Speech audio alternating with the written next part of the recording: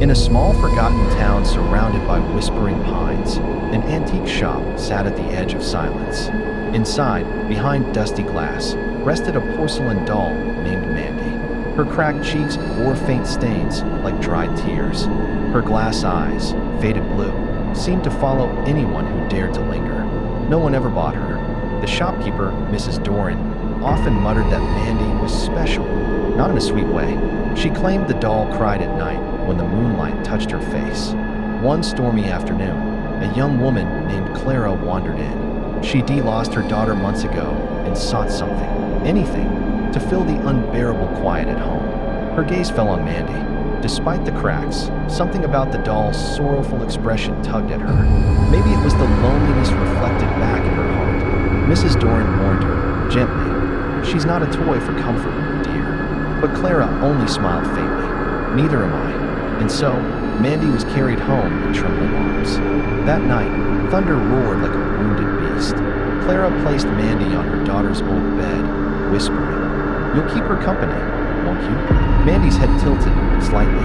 Clara froze. It must have been her imagination, she thought. Still, something heavy pressed the air, like grief made visible. She turned off the light and tried to sleep. At midnight, soft humming drifted from the room, a lullaby Clara hadn't sung in months. She rose, heart hammering, and opened the door. Mandy sat upright, humming. The melody stopped the moment Clara gasped.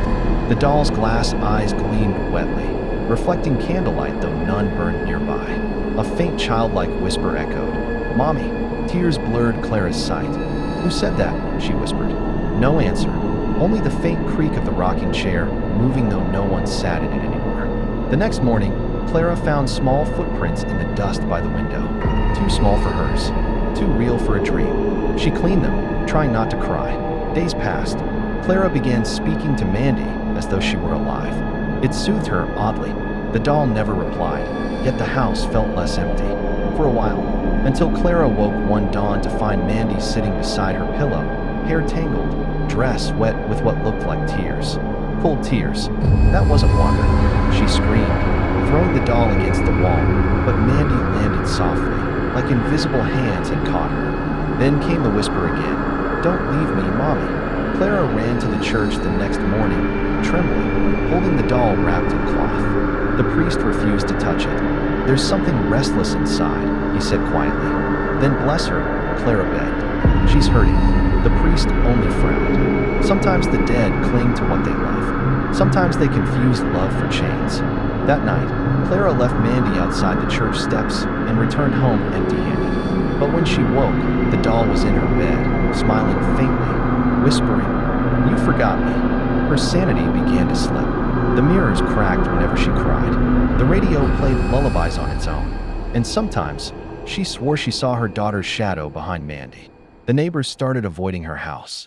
They said they heard a child's laughter at 3 a.m., followed by the sound of breaking glass and someone softly weeping. One evening, Clara held the doll and whispered, "If you're my little girl, show me." The room grew cold. Pictures fell. And suddenly, Mandy's voice changed. Older, sadder. "I was never your child. I just wanted a mother." Then the doll's porcelain lips cracked, revealing teeth, small, human, and trembling with sorrow, not hunger. Clara dropped her. The doll shattered, or should have. But instead, she stood whole again, now crying real tears that burned tiny holes in the floorboards. "Why me?" Clara sobbed. "Because you were lonely," Mandy answered, her voice breaking. "And I was lost." Two broken souls found each other. But love doesn't always heal the dead. Lightning struck nearby, and the whole house flickered. The walls seemed to breathe. Mandy stepped closer, gently touching Clara's face. "I only wanted to be held one last time." Clara hesitated, then opened her arms. The doll smiled, a fragile, grateful smile. As their embrace tightened, Mandy's body crumbled into dust, soft and glowing like ash. The house went silent. Clara sank to the floor, clutching the empty dress, sobbing. The air smelled like rain and moss. Outside, dawn began to bloom, painfully beautiful. Days later, the neighbors found the house empty. On the bed lay a porcelain doll, newly restored. And beside it, a note written in shaky handwriting. "She's free now." But when the police carried the doll away, they swore her eyes followed them, softer this time, almost peaceful, like someone finally forgiven after years of haunting. The antique shop reopened months later. On its dusty shelf sat Mandy again, silent but serene. Beneath her tag, someone had written in faint ink, "Not for sale." Visitors sometimes said they heard a woman's voice humming nearby, gentle, aching, motherly. Mrs. Doran never denied it. She just smiled sadly and whispered, "They found each other." At night, the moonlight touched Mandy's cheek, and for the first time in decades, her eyes closed, as though she were sleeping, not watching anymore. The wind carried the faintest lullaby through the shop.